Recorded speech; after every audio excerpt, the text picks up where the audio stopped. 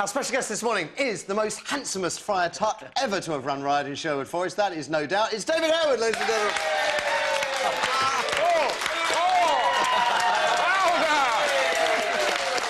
Fantastic. There's not even a hint of a pot belly. Not even a hint. I don't know about that. So what was your reaction when you first heard you were either up for it or you were doing the part?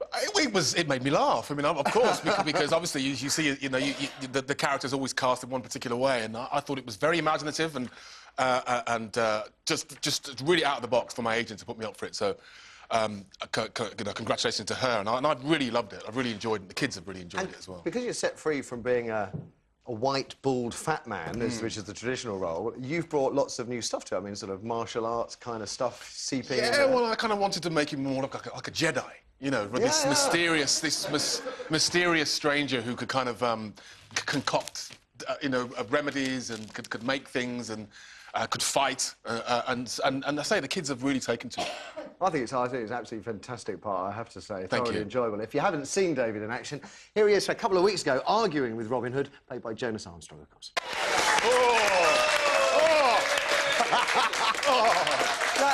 You've got two little girls. What do they make of you being in this show? Oh, they love it. They absolutely love it. They kind of sit there glued to the TV and they kind of go, you know, watching me and then watching it. And it's the first time they've really got it, you know, because I go away, but I've been playing lots of bad guys over the last couple of years and in films and in TV. So this is the first time they've actually seen me go away and then come back and actually see the results of what I do up on their screen. So it's been great. It's been great.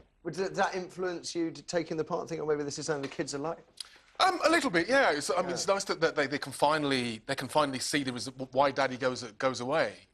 It's great because they're really balanced about it as well. I mean, a little girl ran up to my daughter and outside church the other day and said, "Oh, your daddy's on the TV," and she just went, "So," which was great. You know, she's not overawed by it. She doesn't think it's like, you know, she just thinks that's what Daddy does for a living, and you know that's how we pay the bills, and that's okay, great. Now, Robin Hood obviously a very important part. However, I think there's a play you're doing, I know, next month, which also I think is very important. Tell us a bit about that.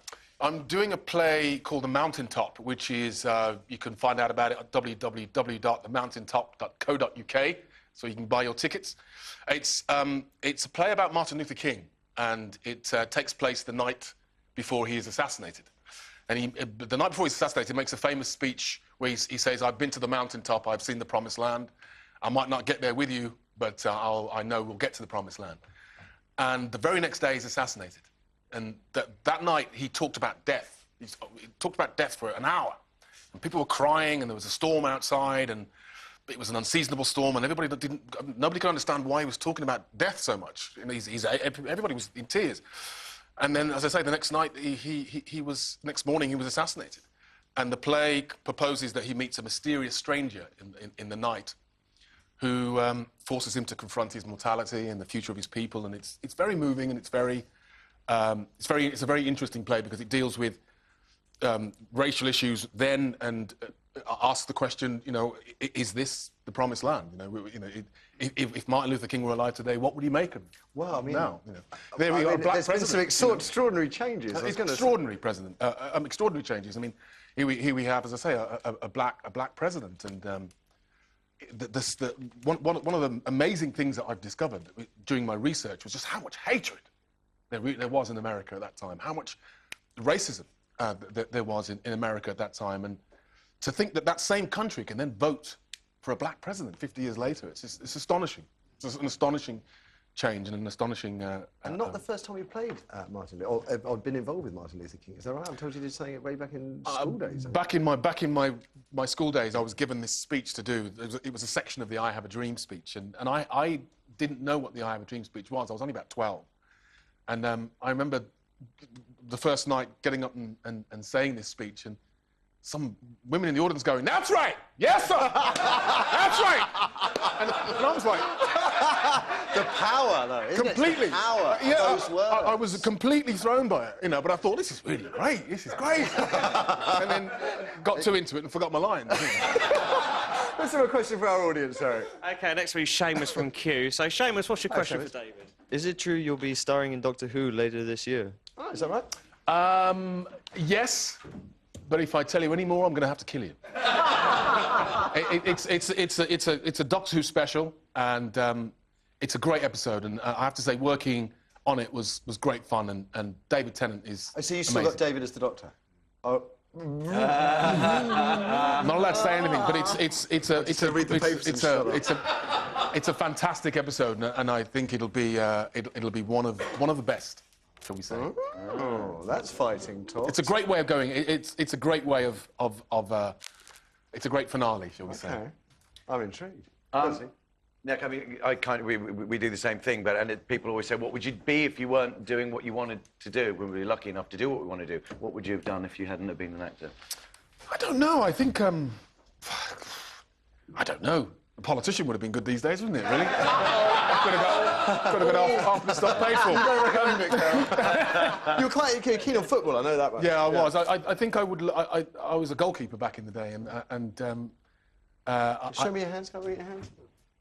I mean, I used to be called the cat, so I used to spring around and do lots of spectacular David saves. Seaman, I've met him, literally his hands. They're shovels, aren't they? Yeah. They are. But I think, yeah, probably a goalkeeper. I'd like to have been a Premier League goalkeeper. You've played for an Arsenal 11 at one point. I used to play for the Arsenal ex-professional celebrity 11. And it's great playing with those guys, because you get like 49-year-old players who, with a chink and a turn, can get these kids going completely the wrong way. And that was always good fun. It was good fun. David, I mean all of this, but you once donated bone marrow. What sticks with you about the experience? How did you do it? It's a great thing to do, and if anyone's out there watching, you should get yourself onto the bone marrow register. The bone marrow register at the Anthony Nolan Trust, go down to your local hospital, because there are thousands of people out there who have leukemia or a blood disease, and the only thing they're waiting for is somebody of a similar tissue type to them. They need a similar tissue type, because if it's a black person, you have to have a black person whose blood, and if it's a Chinese person, they have to have a Chinese, Chinese tissue. And because Britain is now a much more diverse country than it was 20 years ago, which is when the register started, I think we now need a more diverse register. So I was asked to go down and I put myself on the register, and I was a match for somebody. And that must be quite a kind of double-edged sword when you hear that. It was actually quite moving, because how do they do it? Well, I had a needle in this arm, and in the middle there's a kind of centrifuge system, and the blood is taken out, spun around into this machine, and your stem cells then are filtered into a bag. And at the end of this process is a bag about this big, and it's full of this pink liquid, and that is flown anywhere in the world to this person who is at that current moment all of their white blood cells are being killed. So they're at their most vulnerable. So they're in an isolation unit somewhere, half dead, with no immune system at all. And this bag is then hooked up. They're hooked up to this bag, and then it's amazing. My blood cells go into their body, and if it works, which it did, luckily for this guy, he's alive now with my blood kind of grafted into his body. Because it's going to sound so crass, but I need to know, does it hurt? Because I'd assumed it was some big operation where they cut your bones No, out it's and not. stuff It's not. like that. We're all needle phobic. Nobody likes to have needles, and I had to have 2 injections every day for a week, which stimulated the stem cells in my body, and then on the 4th day I was hooked up to this machine. But if somebody asked me to sit cross-legged for 4 hours, that would be uncomfortable. I would say this is about equivalent to that. It's uncomfortable. But in terms of kind of giving blood, which you're always encouraged to being do. Being a diabetic. I was sitting next to a diabetic on the tube the other day, and I just got out this pen, and she went, and that was it. And I thought, she has to probably do that every day.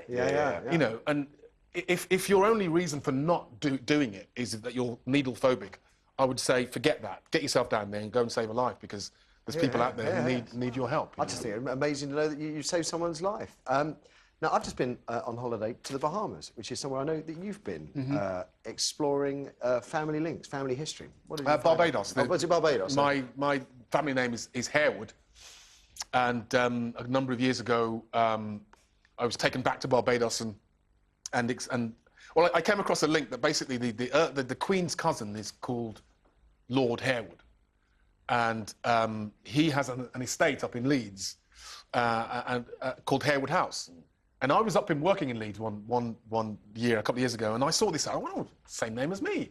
I just thought it was a coincidence. But then I realised that the Harewood House was built on the proceeds of the slave trade. The rum and the sugar. And I think the Caribbean was one of the richest areas in the world in the 17th century because there was so much money flowing into the British coffers. So the owner of the plantation, Lord Harewood, he was made a lord. And at the end of slavery, when all the slaves were given the surnames to stop the illicit trade in slaves, all the slaves on that plantation became Harewood. So then you go back to Barbados and you suddenly realise that actually in the whole swathe of areas, everyone's called Harewood. And the reason why they're all called Harewood is because of the slave trade. And I went back and they just they put a note in the paper for all Harewoods to meet on the beach. And I didn't think it. I thought, you know, 3 or 4 people. About 50 people turned up. And it's astonishing because we are all related because when you know the slaves were taken off the slave ships, apparently the journey was so traumatic that the people who ended up on the plantation would just become a family. And, you know, they interbred and these people got together and they had children and they had children. So we're all basically descended from the same group of people. And it was amazing because so many people come up to me and went, oh, yes, you're from so-and-so. Yes, I know your father. And it was astonishing how the layers... Do you get a claim on Harewood House? Well, that would be nice. That'd be nice. But what was astonishing is that we showed them Harewood, we showed these people in Barbados Harewood House, and they were like, oh, I see. It was like the penny dropping, you know, so it was quite astonishing. Listen, great to have you with us this morning. It Thank you. really Thank you. is. And great to have you at home. This is what's coming up on today's show.